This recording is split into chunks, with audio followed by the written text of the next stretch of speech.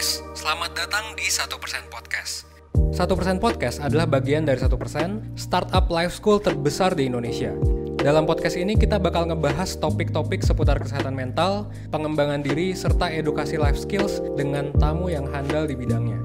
Kami ingin kamu untuk bisa mendapatkan insight baru dan berkembang seenggaknya 1% setiap harinya. So that's all, enjoy 1% Podcast untuk hidup seutuhnya.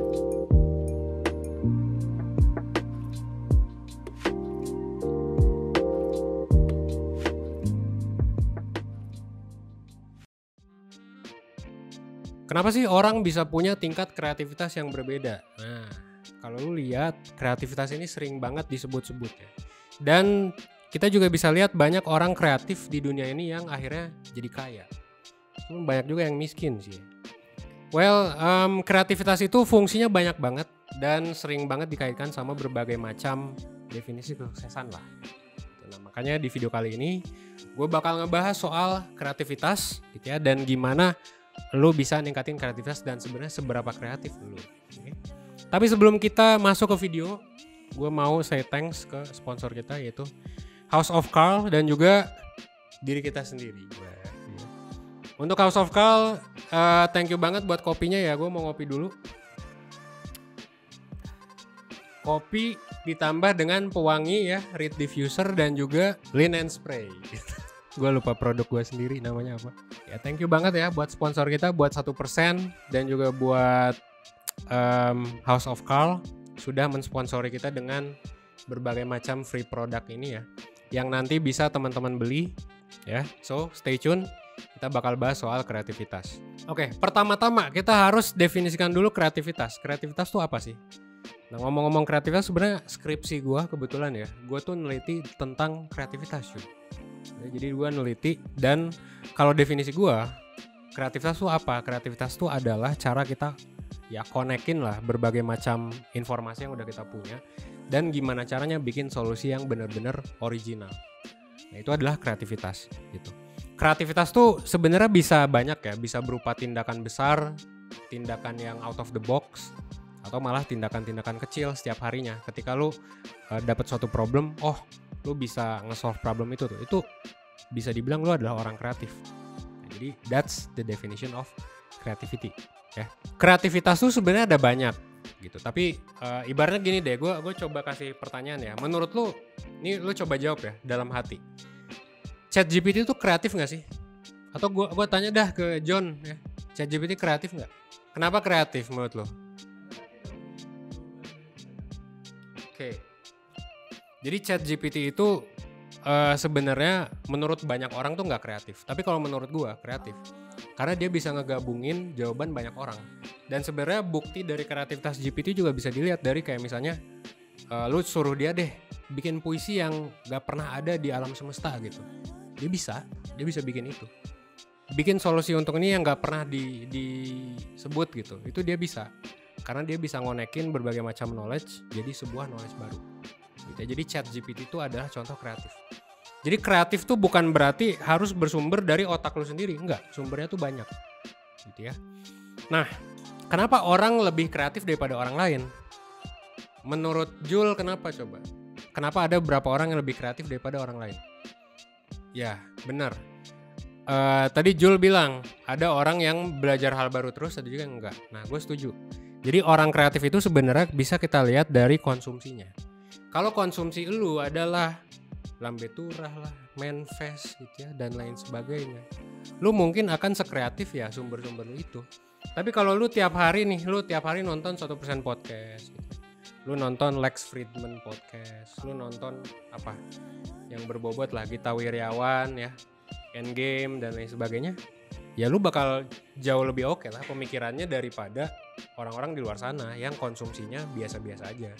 Makanya kalau lu lihat nih ya, lu perhatiin deh, kalau lu ngelihat orang-orang kreatif, ya orang yang lu sebut kreatif lah, lu coba stalk deh Instagramnya, lu lihat followingnya. Gue yakin followingnya dia pasti beda sama kebanyakan orang. Lu lihat orang fotografi, lu orang mana, pasti beda. Bahkan dari cara pakai baju, dari cara, banyak lah, biasanya beda. Jadi konsumsi itu menentukan produksi. Konsumsi menentukan seberapa kreatif lu. pertanyaannya gimana jadi kreatif? Ya berarti perbaiki konsumsi dong, ya kan? Perbaiki konsumsi lu, gimana caranya lu bisa mengkonsumsi hal-hal yang lebih out of the box. Bahkan saran gua, coba konsumsi hal-hal yang jauh di luar bidang lu. Gue inget banget, gue sempat nonton filmnya Steve Jobs. Dan gue juga dari dulu ngikutin Steve Jobs ya. Dan Steve Jobs itu, dia kan drop out. Nah sebelum dia drop out, yang menarik adalah dia ngambil salah satu kelas. Nah kelasnya ini gak nyambung sama jurusannya, gak nyambung sama minatnya dia. Jadi dia ngambil kelas itu namanya adalah kelas font. Kelas tipografi gitu, apa font gitu. Jadi intinya di kelas itu dia belajar ya bikin font basically. Dan itu kan gak berhubungan, zaman dulu siapa yang tahu ya, kan belum ada komputer. Zaman dulu bahkan Steve Jobs sendiri dia mikir bahwa ya kelas itu tuh nggak guna. Dia cuma ke kelas itu datang karena dia tertarik aja, karena dia pengen belajar hal baru. Akhirnya apa? Akhirnya MacBook, lu bisa lihat ya sekarang kita juga pakai MacBook nih. Ini tuh jadi salah satu laptop terbaik yang menurut gua terbaik dari segi UI UX. Termasuk juga waktu itu ya iMac dan juga Lisa ya. PC, salah satu PC pertama yang jadi mass market di dunia. Itu karena font, karena aplikasinya, aplikasi docs-nya tuh itu bisa gonta-ganti font. Dan itu lu kalau nonton film Steve Jobs, lu pasti lihat Steve Jobs tuh marah-marah bahkan sampai mecat orang di tempat gara-gara si karyawannya itu gitu ya. Steve Jobs sih nganggap dia goblok gitu ya, karena udah disuruh bikin font tapi nggak bikin-bikin karena dianggap itu bukan prioritas. Get your shit and get out. You're done. What are you gonna fire me? No! I already fired you! Why are you still here? That's basically it ya. Dan sebenarnya kalau ngomongin kreativitas itu banyak juga kontroversinya, kayak misalnya kreativitas tuh ternyata ya banyak juga orang yang gangguan mental ternyata lebih kreatif. Kayak misalnya kita lihat ya, kalau contoh aslinya sih Kanye West, ya kan, bipolar, problematik lah. Sempat ngerebut mic-nya Taylor Swift lah gitu kan, sempat ngomong-ngomong rasis lah. Banyak lah kontroversi yang udah dibikin sama Kanye ya gitu. Dia bipolar tapi kita bisa argue lah kalau ngomongin soal kreativitasnya. Dan banyak orang-orang lain ya yang kita tahu punya mental issue tapi bipolar itu ya. Kita lihat aja artis-artis di Indonesia maupun juga artis, I mean bukan aktor, aktris, tapi artis as in pekerja seni ya. Lu bisa lihat lah bahwa mereka yang cara pikir otaknya berbeda ternyata jauh lebih kreatif gitu. Dan sebenarnya menurut gue bukan berarti lu harus jadi gangguan mental lu terus kreatif, enggak. Tapi lebih ke berarti kan pembelajarannya adalah lu harus mikir dengan cara yang berbeda daripada kebanyakan orang. Nah itu dilatih dengan konsumsi, dilatih dengan belajar hal baru gitu ya, dilatih juga dengan tentunya ya berbagai macam cara sih, kayak Elon Musk kan dengan first principle thinkingnya yang lu mungkin udah pernah nonton lah ya. Gitu. So that's it ya.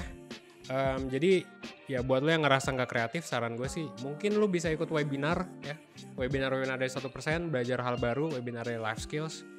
Dan mungkin buat lo yang gak suka kopi, minum kopi gitu ya. Buat lo yang kayak pengen sesuatu yang baru di ruangan lo pakai ini gitu. Karena stimulus-stimulus baru ini bisa ngebantu lo buat jadi lebih kreatif cuy. Daripada lo yang diem doang gitu. Jadi ibaratnya gini deh, kalau ada dua orang nih, satu diem doang, satu ngelakuin banyak kegiatan, siapa yang lebih kreatif? Ya udah jelas yang banyak kegiatan dong gitu. Itu kayak lo gak bisa berdebat lah soal itu gitu. Kalau kita bandingin ya secara korelasi ya jelas lebih kreatif yang banyak nyoba hal baru. Jadi ya silakan lah coba produk kita, coba servis kita gitu ya. Ya mungkin sekian ya kelas kehidupan dari gue Evan 1%. Well, thanks.